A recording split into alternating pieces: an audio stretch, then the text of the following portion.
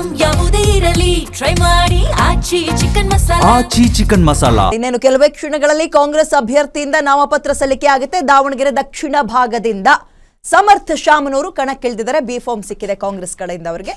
ದುರ್ಗಾಂಬ ದೇವಿಗೆ ಪೂಜೆಯನ್ನ ಈಗ ಆಲ್ರೆಡಿ ಸಲ್ಲಿಸಿದ್ದಾರೆ ಸಮರ್ಥ ಶಾಮನೂರು.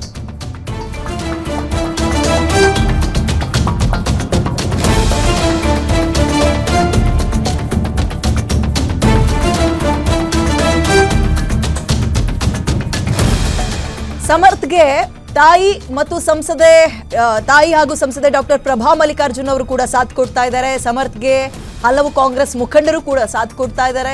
ಸಮರ್ಥ್ ಪರ ಘೋಷಣೆಯನ್ನ ಕಾರ್ಯಕರ್ತರು ಕೂಗ್ತಾ ಇದ್ದಾರೆ.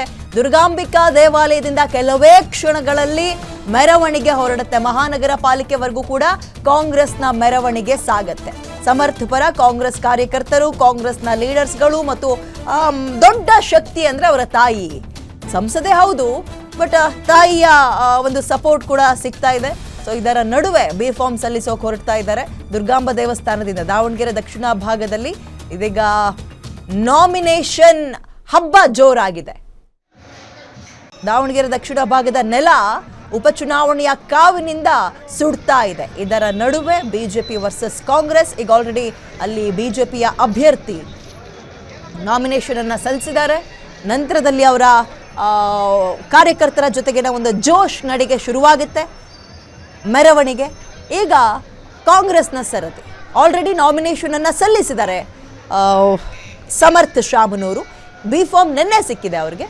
ಹಾಗಾಗಿ ಬಿ ಫಾರ್ಮ್ನ ಸಲ್ಲಿಸೋದ್ರ ಮುಖಾಂತರ ಅಧಿಕೃತ ಅಖಾಡಕ್ಕಿಳಿತಾರೆ. ಏಪ್ರಿಲ್ 9 ಚುನಾವಣಾ ಅಖಾಡ ರೆಡಿ ಆಗ್ತಾ ಇದೆ.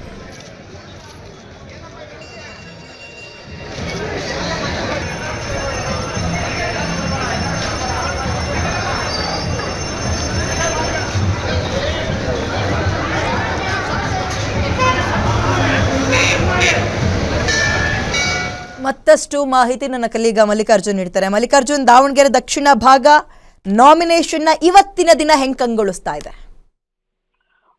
ವಿಜಯ್, ಏನಂತಂದ್ರೆ ಈಗಾಗಲೇ ಈಗ ಸಿಎಂ ಮತ್ತೆ ಡಿಸಿಎಂ ಈಗಾಗಲೇ ದಾವಣಗೆರೆಗೆ ಆಗಮಿಸಿರ್ತಕ್ಕಂಥದ್ದು. ಏನು ಸಮರ್ಥವಾದ ಒಂದು ನಾಮಿನೇಷನ್ ಪ್ರಕ್ರಿಯೆ ಏನಿದೆ ಅದಕ್ಕೆ ಎಲ್ಲ ರೀತಿಯಾದ ಸಿದ್ಧತೆಯನ್ನು ಕೂಡ ಮಾಡಿಕೊಂಡಿದ್ದಾರೆ. ಮತ್ತೆ ಏನು ದಾವಣಗೆರೆಯ ದುರ್ಗಮ್ಮ ದೇವಸ್ಥಾನದಿಂದ ಮೆರವಣಿಗೆ ಮುಖಾಂತರವಾಗಿ ಆಗಮಿಸಿ ಮಹಾನಗರ ಪಾಲಿಕೆಯಲ್ಲಿ ಒಂದು ನಾಮಪತ್ರ ಸಲ್ಲಿಸುವಂತ ಒಂದು ಕೆಲಸವನ್ನ ಮಾಡ್ತಕ್ಕಂಥದ್ದು. ಈ ಸಂದರ್ಭದಲ್ಲಿ ಇದಂತೆ ಹಲವು ಮುಖಂಡರು ಕೂಡ ಇನ್ನೊಂದು ವಿಚಾರ ಏನಂತಂದ್ರೆ ಸಿಎಂ ಆಪ್ತರಾಗಿರ್ತಕ್ಕಂತಹ ಜಮೀರ್ ಅಹಮದ್ ಈ ಸಂದರ್ಭದಲ್ಲಿ ಕಾಣಿಸಿಕೊಂಡಿಲ್ಲ. ಇಲ್ಲಿ ನೋಡಿದಾಗ ಎಲ್ಲ ಒಂದು ಅಸಮಾಧಾನದವಾಗಿ ಮತ್ತೆ ಅಲ್ಪಸಂಖ್ಯಾತರಿಗೆ ಟಿಕೆಟ್ ನೀಡಿಲ್ಲ ಅನ್ನೋ ಕಾರಣಕ್ಕೋಸ್ಕರ ಜಮೀರ್ ಅಹಮದ್ ಅವರು ಬಂದಿಲ್ಲ ಅನ್ನುವಂತ ಒಂದು ಮಾತು ಕೂಡ ಕೇಳಿ ಬರ್ತಾ ಇದೆ. ಈ ಸಂದರ್ಭದಲ್ಲಿ ಸಿಎಂನವರು ಮಾತಾಡ್ತಾ ಕೂಡ ಈ ಸಂಬಂಧಪಟ್ಟಂತೆ ಯಾವುದೇ ರೀತಿಯಾದ ಪ್ರತಿಕ್ರಿಯೆ ನೀಡಿಲ್ಲ. ಬದಲಾಗಿ ಅಲ್ಪಸಂಖ್ಯಾತರಿಗೆ ಅವರು ಬೇಕಾದಂತಹ ಒಂದು ನಿಗಮ ಮಂಡಳಿ ಆಗಿರ್ಬೋದು ಮತ್ತೆ ಪ್ರಮುಖ ಒಂದು ಹುದ್ದೆಯನ್ನು ಕೊಡುವಂತಹ ಕೆಲಸವನ್ನು ನಾವು ಮಾಡ್ತೀವಿ. ಮತ್ತೆ ಎಲ್ಲರನ್ನೂ ಕೂಡ ಒಗ್ಗಟ್ಟಿನಿಂದ ಒಮ್ಮತದಿಂದ ನಾವು ಮತ್ತೆ ಚುನಾವಣೆಗೆ ಭಾಗವಹಿಸುವಂತ ಕೆಲಸವನ್ನು ಮಾಡ್ತೀವಿ. ಜೊತೆಗೆ ಎಲ್ಲರನ್ನೂ ಕೂಡ ಸಮಾಧಾನ ಪಡಿಸಿ ಈ ಬಾರಿ ಅದು ಕಾಂಗ್ರೆಸ್ಗೆ ಗೆಲುವು ತಂದು ಕೊಡುವಂತ ಒಂದು ಕೆಲಸವನ್ನು ಕೂಡ ಮಾಡ್ತೀವಿ ಅನ್ನೋ ಒಂದು ಅಭಿಪ್ರಾಯ ಕೂಡ ಈಗಾಗಲೇ ವ್ಯಕ್ತಪಡಿಸಿರ್ತಕ್ಕಂಥದ್ದು. ವಿದ್ಯಾ, ಥ್ಯಾಂಕ್ ಯು ಡೀಟೇಲ್ಸ್ಗೆ.